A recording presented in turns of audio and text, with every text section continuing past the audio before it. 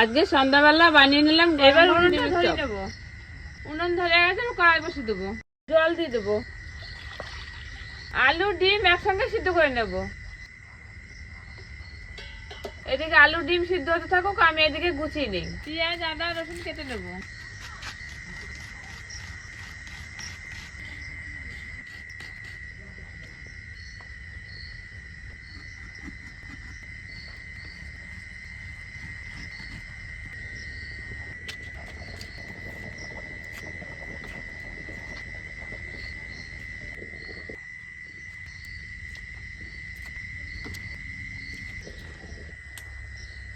ডিম আলু সিদ্ধ হয়ে গেছে, এবার নামিয়ে নেবো।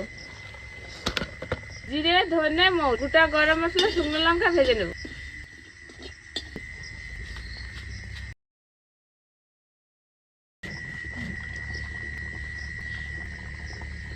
রসুন আদা একসঙ্গে বেটে নেব।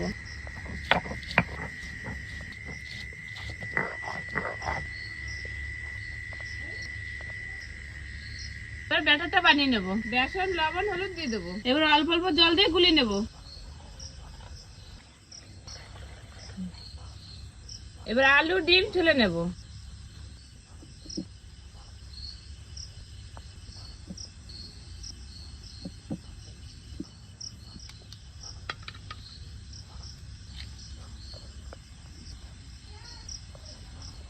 এবার সরষের তেল দিয়ে দেবো।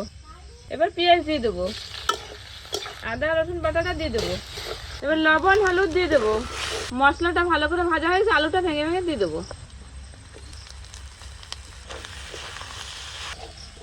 এবার ভাজা মশলাটা দিয়ে দেবো। দেখি কত সুন্দর গন্ধ বেরিয়ে গেছে। এবার ডিমগুলো কেটে নেব, ডিমে আলুটা মাখিয়ে নেব।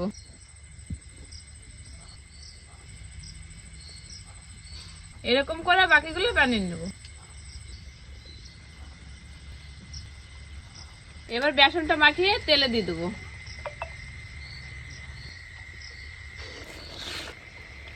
ডিমের চপ হয়ে গেছে, এবার নামিয়ে নেব।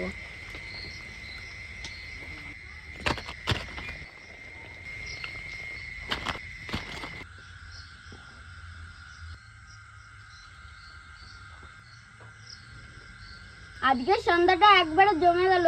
আপনারাও বাড়িতে বানিয়ে খেয়ে দেখবেন।